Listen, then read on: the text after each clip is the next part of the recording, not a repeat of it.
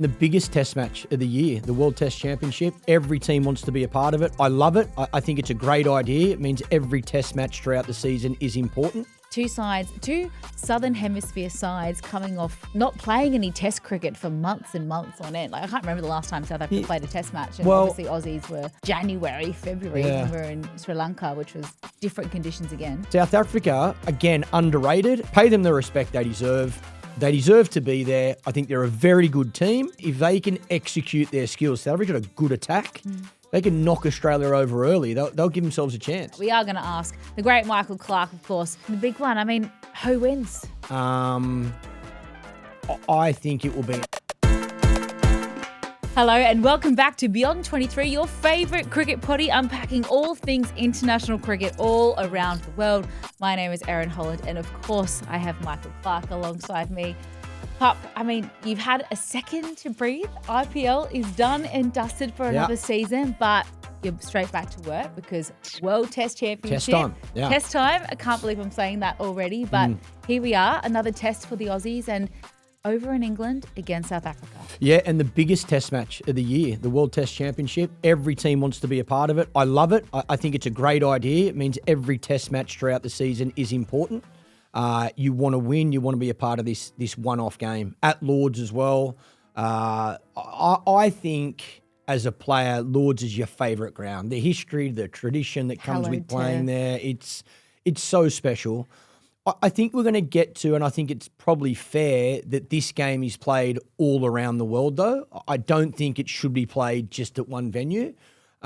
International cricket is exactly that. You play in different venues. So somehow... earn the right to host it if you finish top, maybe. I think so, yeah. I think that's probably the only way it can work, that if you do win it, then you have the advantage of playing in your country. But look, it's going to be a beauty. I think Australia definitely go in favourites. I love that we're back playing, Test cricket, and we get to watch that. Players in their whites over 5 days. We've been focused on T20 cricket, obviously with the IPL finishing and the finals of that. But now this transition into Test cricket is super exciting. South Africa, again, underrated. I think they deserve to be where they are. Now, this is the thing with the tournament. You can only beat the teams you play against to qualify for the World Test Championship. There's been a lot of talk about who have South Africa beaten to get to this play. What they don't pick who they play. And it all comes around. Like over a 4-year period, you're playing India, playing England, you're playing Australia, you're going to that country, you're going to this country. So it all comes around. Pay them the respect they deserve. They deserve to be there. I think they're a very good team. The eternal underdogs too, right? Well, Australia are and should be favourites. Yeah. This Australian team has a lot of experience. Their bowling attack is phenomenal. And I think they go into this test match favourites, there's no doubt about it. But I think you need to pay South Africa the respect that they deserve. And they've been good enough to qualify. So if they can execute their skills, South Africa got a good attack. They can knock Australia over early. They'll give themselves a chance. And looking at the sides as well, I think probably the biggest question, the one that we've already had 500 different, articles, responses, people putting in their 2 cents. So of course I want to know what yours is. But who opens for Australia? What route do we take now? Because World Test Championship, this is not the time to probably muck around and try things, not knowing how it's going to work out. You want to win. You want to be the champions of this format. I don't know if I agree with that.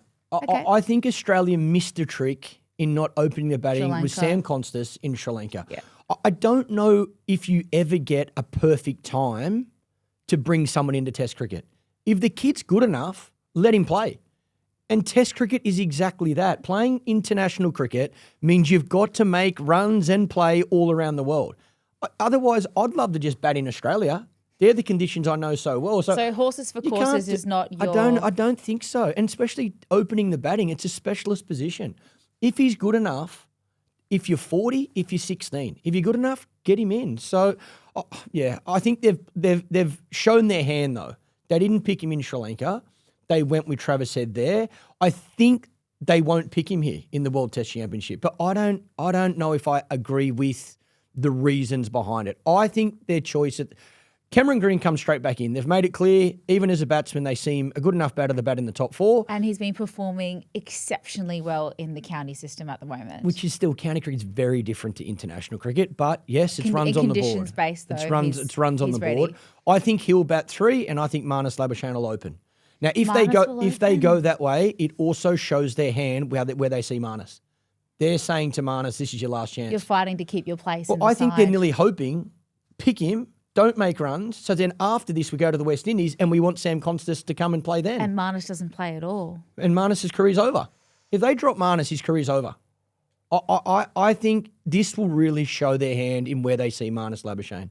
I think they'll want him to play in this game, again, because we're trying to look after Sam, which I think if they're going to move Marnus to opening, I think it shows where they see Marnus. I think it'd probably work out best for them if he didn't make runs, and then Cameron Green bats 3 moving forward, and Sam Constas comes in and opens the batting with Usman Khawaja in the Caribbean. I think that's what they would like. And what do you think they're saying to Sam Constas in a situation like this? Obviously, he would have been disappointed to have not featured in Sri Lanka. Not really. Do you think they're saying... You're a youngster. You're so happy to be on tour True. and be around it. I think Sam would be very comfortable being in that squad. I think he'd be over the moon that he's over in England seeing those conditions with the Australian team right now.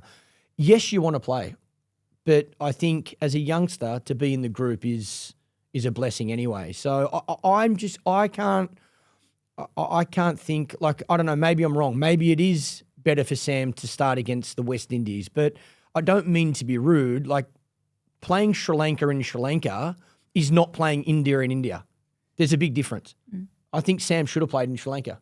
If he's the guy to open the batting for Australia moving forward, then I think that was the perfect opportunity to give him a chance. He could have a Test 100 beside his name if he played. What would you do if you're head of selectors in this situation? Well, Are you taking a gamble on Constas it's in too such late. a big final? I would have played Sam in Sri Lanka. He would have opened the batting, and then World Test champions, no brainer. He's opening the batting there as well. But I don't think they can do that now. I think they didn't pick him for Sri Lanka. You're going to throw him in against South Africa, a better attack than Sri Lanka, in English conditions where the ball could move around. If you're not going to pick him against Sri Lanka, I think they've got him on the tour. I don't think they'll pick him. I think they'll go with Cameron Green straight back in, keep Marnus for this one Test match and see what happens. If he makes runs, he stays. If he doesn't, he doesn't. And I think they'd rather risk Marnus opening the batting, which again, they tried it with Steve Smith. It didn't work. Everybody's spoken about opening the batting is a specialist position. Are they going to make the same mistake and go with Marnus to open the batting? But I think it'll be a sign of where they see Marnus if they do that. They're okay if Marnus fails. If they open the batting with him, they're okay if Marnus fails. Because they really want, in my opinion, Sam to open the batting in the West Indies. A big contest within the contest. And you can't fit 12 into 11. They try, but unfortunately the impact sub rule does not exist in the World Test Championship. Wouldn't that be nice? Yeah. But Lord's as a venue, first time hosting the World Test Championship final, it's renowned for being quite a balanced pitch, generally speaking. What do you think they'll do to the conditions there? I think the one thing favour Australia or South Africa? Look, South Africa are playing conditions that move around as well. So I don't think English conditions favour one or the other. I think the thing about England is it's as much about what's happening upstairs, cloud, sun, as it is in inverted commas pitch. Like in Australia, as a captain, when you go to the toss, you look at the surface and you don't care. Is it overcast? Is it sunny? You don't really care. You more care about what you see surface-wise.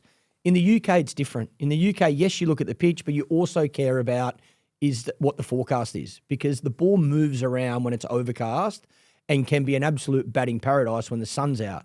So I think it really depends on the weather, what's forecast for those 5 days in regards to what the pitch is like. But Lords as well, because of the shape of the ground and the pitch, it's got a little slope as well. So that means there's always movement for the bowlers. If you bowl down the slope, you can seam the ball back in to a right-handed batsman. If you bowl up the slope, you can take it away. So, and even that, some bowlers, Glenn McGrath liked bowling down the slope. He attacked the stumps more. He made the batter play more. So he would always bowl that end. The bowlers need to be aware of that as well. The batters, you need to know, batting with the slope coming down, you're more likely to play at the ball. The other batting up the other end, you're more able to let the ball go. So little things like that. Lords is a one-off venue. It's a special venue, but you need to know the pitch, you need to know the ground. And again, I think the conditions for these two teams are fantastic. If Australia were playing Sri Lanka or in India, I think the conditions would definitely favour Australia more, for example. But South Africa, I don't think conditions favour one team or the other. I think whoever plays best over the 5 days will win this Test match. We talk a little bit about what the Australian batting lineup might look like, but a lot of stuff out there in the media saying Scott Boland feels the best he's felt in 18 months. He's pain-free. He was player of the match in his last Test outing in Sydney against India. Is there a world where he gets a gig over Josh Hazlewood in this game? Nope. And I love Scotty Boland. Unfortunately for Scotty Boland, he's Australia's fourth best fast bowler. If Cummins, Stark and Hazlewood is fit, that attack is the best in the world, in my opinion. And it's not necessarily individual bowlers. It's the attack. Add Nathan Lyon to that. The way they work as a unit. Again, they offer something different. Cummins is a different bowler to Hazlewood. Stark, left armour, can bowl around the wicket, can bowl over the wicket, can swing the new ball. Like, it's the attack that you pick. You don't necessarily pick the best three fast bowlers in your 11. So I think that attack, those three, is the best in the world. Too, isn't it? That creates such an impact. They know each other. They played for New South Wales, all four of them together. Scotty Boland will not let anybody down. If somebody is injured, he's your first pick replacement and he is a genius. His numbers are phenomenal and I love Scotty Boland. It's so hard to leave him out based on his performances. He can't do anything more. And how do you leave out the guys that have tried and tested and performed? I don't so sensationally. Yeah, I don't think he gets in that 11 unless there's an injury to one of the three quicks. So perhaps the only question will be who will open the batting, but we're pretty sure we know. I think the Australian 11. I think the Australian 11 is that's the only conversation. Where does Cameron Green bat? Where does Marnus Labuschagne bat? I think the rest of the squad, Khawaja's opening, Smith's at 4, Travis Head's at 5, Bo Webster's at 6, Carey's at 7, your three fast bowlers and Nathan Lyon. You still pick a Nathan Lyon. You're definitely taking a spinner at Lords. I think the 11's done. It's just who opens, who bats at 3. And considering it's just a one Test situation as well, it's not like you're looking at that rotation policy. Should just say Hazlewood be tired or Cummins be tired after IPL? It's the World Test Championship. It's the biggest Test match of the year. You want to play. You want to be a part of it. You want to win. So it's like a World Cup final. We saw Starkey not return to the IPL to make sure that he was fit and ready to go. Hazlewood obviously felt fit and well enough to be able to play the final. He'll be in amazing spirits after that victory. Yep. But looking at the South African squad as well, you would have had a good look at a number of these players because they featured in the IPL. Yes, it's obviously a completely different format, but we get to see the likes of Marco Janssen. Yep, good player. Brilliant all-rounder he is. Ryan Rickleton was playing for Ryan Rickleton, he just made 50 in their tour game as well. I think he reminds me so much of Quinton de Kock. His technique, his stance, his backlift, the way he plays the short ball. He's a very, very talented player. I think this South African team their bowling attack's very good. So they can definitely take 20 wickets, which is what you need to win a Test match. I think their batting has the talent.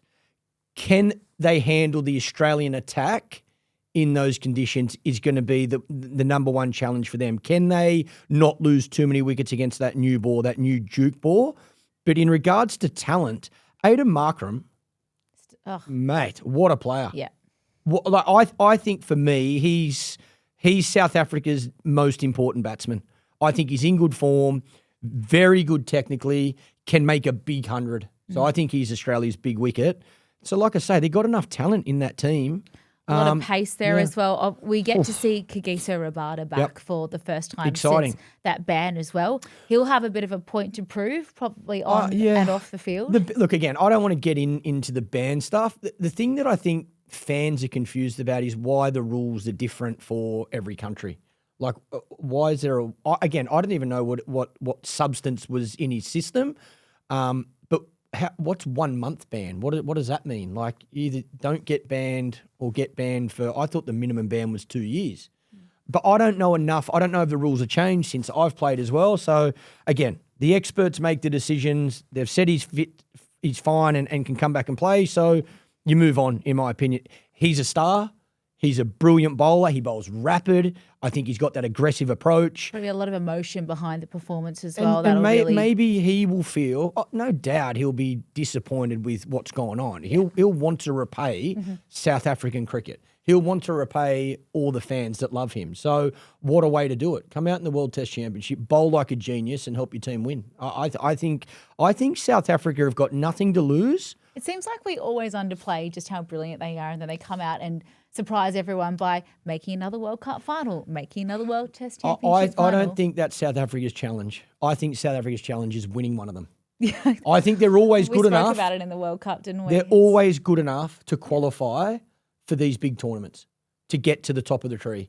I think their challenge is, when can they break the back of this curse and say, it's a new team, it's a new era, it's a new generation, we are winners. We are not makers of finals, we are winners of final. And that is only mental, because this team is very, very talented and skillful. How important is the toss in this particular game, considering we've got a Duke ball, we've got English conditions, we've got two Southern Hemisphere sides coming off not playing any Test cricket for months and months on end. Like, I can't remember the last time South Africa played a Test match, and obviously Aussies were back in January, February when we were in Sri Lanka, which was different conditions again.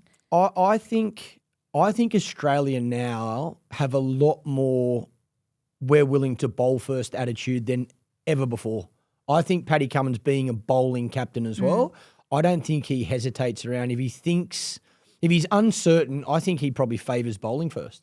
So that being the case, unless it's an absolute road and the sun shining, sitting here now, I'm thinking I wouldn't be surprised if Paddy wins the toss if there's any sort of moisture in the wicket and bowls.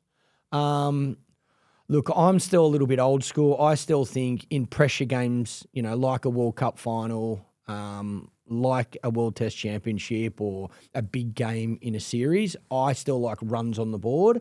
In a Test match as well, you get the chance to bat twice. So as long as you can, fight your backside off if it does move around and find a competitive total in the first innings, I still think you got huge advantage bowling last. Particularly if you're not sure in your opening partnership as well. Is it less pressure to go in without something to chase if you're not even sure of I think who's starting out to bat? It's if you bat first and there's something in the wicket, it's harder for the batters, there's no doubt about it. But cricket. You got to work out, that's the thing. It's not about protecting. You can't protect in Test cricket. You work out, how do we win?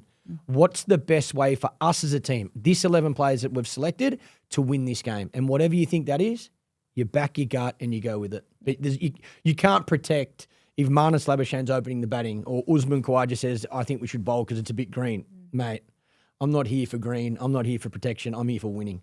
So if you're Temba Bavuma and you're going, okay, if I could choose, if I win the toss? I'm batting. You're batting? Is I that need to to see conditions. Yep. If I'm South Africa, I'm taking Australia on. The only way they beat them is to challenge them in every single way. They have to be aggressive. Their mindset needs to be aggressive. Their intent needs to be aggressive. They have to take Australia on. The better the bowling sometimes, the more aggressive you've got to be. That's got to be their attitude. Then when they bowl, how do we take 20 wickets? I don't care if Australia scores 400. I want them out.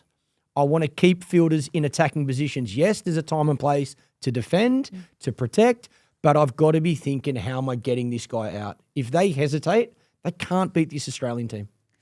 Oh, there's so much to look forward to with the World Test Championship, and it wouldn't be Beyond 23 without involving all of you guys watching, listening at home. Like, subscribe, get involved. Let us know your answers to these following questions as well. But we are going to ask the great Michael Clarke, of course, former captain of Australia, to give me a few predictions. Ooh. I'm going to start quite easy. Tell me. Australian player, most runs. Australian batsman, most runs. 4, 5. Steve Smith 4, Travis Head 5. I'm going to go Steve Smith, 100 at Lords. 100 at Lords. Yep. Oof, imagine that'd be poetic, wouldn't it? Yeah. Aussie player, most wickets. Stark, Cummins, Hazelwood, Lyon, Bo Webster.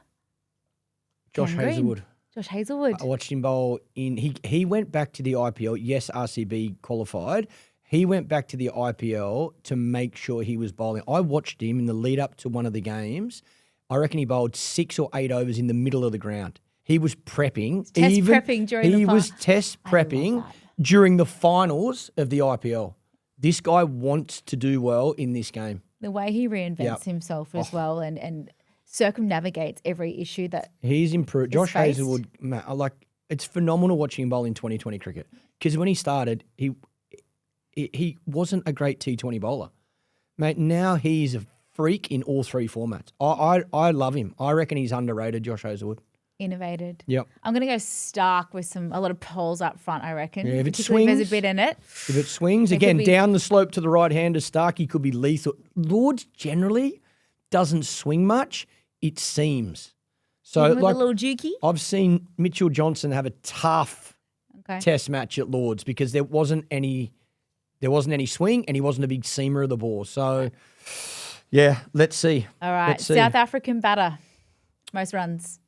Oh, I think I just said Aidan Markram. Yeah. I think he's their most important player. I think he's got a good defence. He plays the short ball well, so he can take on the Australian quicks. He's been playing cricket. I know 2020 cricket, but he's in good form. I think he needs to lead this team with the bat. Yeah. And if South Africa are any hope to try and bowl Australia out cheaply, who will be the player with the most wickets?